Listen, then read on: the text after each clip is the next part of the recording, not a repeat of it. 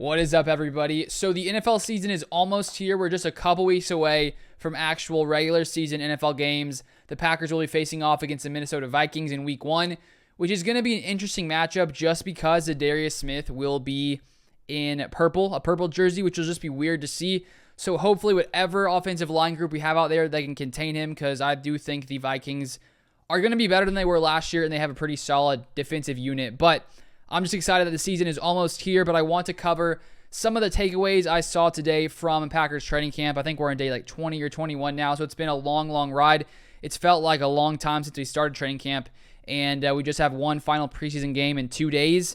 So that will sort of finish off Packers training camp, and then we'll cut down to the 53-man roster, I think, on Tuesday or Wednesday. So things are exciting. We're almost to the season. So the biggest thing here, first off, we have David Bakhtiari takes the day off. So he played in the past couple of days, but did not take part today. Just a little rest day. No issue seemingly there, just a little bit of rest.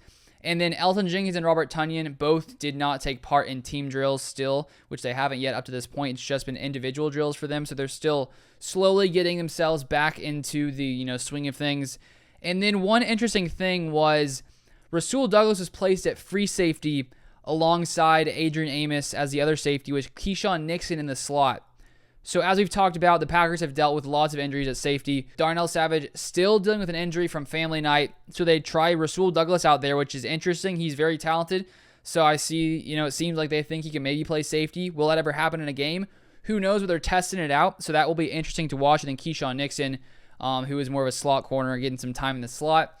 And then here we have a Rodgers no-look pass to Romeo Doubs, tweeted here by Ryan Wood, saying Aaron Rodgers steps up in the pocket, and while running upfield, lofts a no-look pass to Romeo Doubs before crossing the line of scrimmage. The ball was a bit behind Doubs, but he went up and caught it. The rookie's welcome to playing with 12 moment. So Romeo coming in, making seemingly a nice grab. It's just something we see day after day. Romeo Doubs making plays, and he's continuing to build that chemistry with Rodgers. And yesterday I posted a video of Rodgers praising his young receivers like Christian Watson and Romeo Doubs, and just sort of how they're just how good they're already looking here for Green Bay. So I just can't wait to see them in a regular season game. I was actually looking at my fantasy team this morning, and I drafted Romeo Doubs in like round 14 when I had my draft a few weeks ago, and I put him in my starting lineup. I'm debating if I should keep him there. We'll see what happens with the other players I have on my team, but I'm very confident in what Romeo Doubs is going to do this year. And then final note here, we have Tyler Davis had a very solid day today at training camp practice. He had a touchdown with Rasul Douglas in coverage, and I believe he had another touchdown as well. So a very solid day from Davis, who has been struggling a little bit, at least when it comes to his preseason games.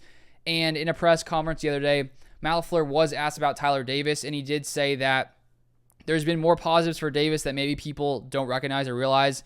He may partly be referring to special teams. So based on how Matt LaFleur was talking about him, it still seems like there's a chance that Davis could end up making the roster as a tight end. So we will know all of these things soon when the final roster comes out. Today, the Packers got down to 80 players, not receivers. That would be a lot of receivers, but 80 players overall.